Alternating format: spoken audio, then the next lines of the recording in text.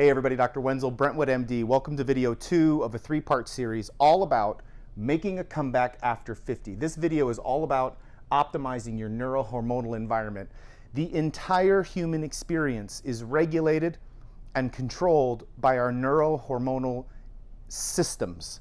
And if we have any true ambition of adding 3 or maybe even 4 very vibrant, high-functioning decades to our life, we have to have a primary strategy of optimization of our neurohormonal environment. As humans, the typical or normal or common or average, these are all the same words describing what most people go through, is that we peak physically in our 20s. We're essentially on autopilot. I mean, we all remember, we kind of run against a brick wall and we just keep going. It doesn't matter really what we throw at ourselves, we just plow right through and we find a way. Thankfully, we get a lot wiser. The problem is, in our 30s, we are able to, for the most part, maintain, but we start to adopt compensatory behaviors in our life because we aren't able to achieve the same output, the same stamina, the same recovery time. And it could be something as trivial as caffeine. It could be something as significant as alcohol abuse for disproportionate stress and anxiety.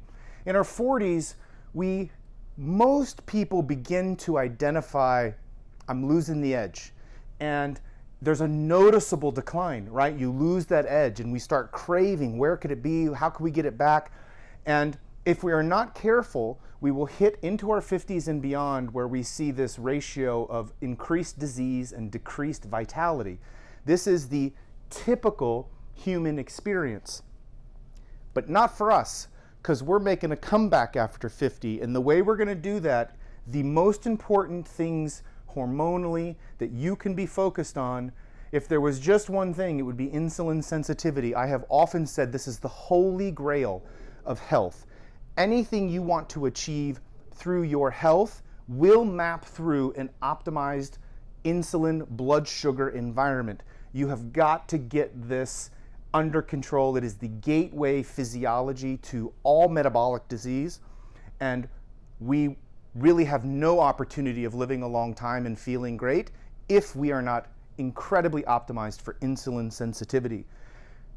Thing number 2, testosterone optimization. This is the fire in the belly, both for men and women. We all have our different states that we feel the best, but the idea here is to optimize to the levels where we were our best.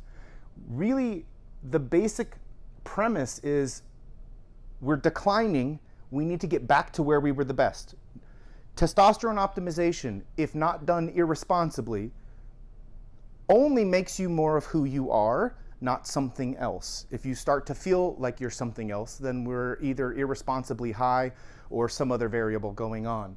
But testosterone therapy, we have to have the fire in the belly to drive through the day, to be creative, to be resourceful, to have stamina and grit. And that's the whole definition of a rally, right? We're talking about rallying after 50. Thing number 3, and this goes almost untalked about in common practice, and that is we have to increase the frequency and predictability and reliability of dopamine and serotonin. These are our feel-good, pleasure-type hormones that essentially give us what we would consider the word joy. We have to find joy in our life to keep us going. The problem with most of the clients that I deal with, these are very front of the pack, alpha type, big game hunters. And they're always on the hunt for the next big thing. And the problem with that is that when you do score the big deal or the big client or the big sale or the big accomplishment, the dopamine and serotonin release is unbelievable and unmatched. The problem is we go long periods of time without little joys, like working on your car, or achieving a milestone in your marriage, or sitting down and gardening, or watching your children do math, or figure things out for themselves. We have to find ways to infuse joy, which would increase our dopamine and serotonin levels so that we have this joyful experience through our life.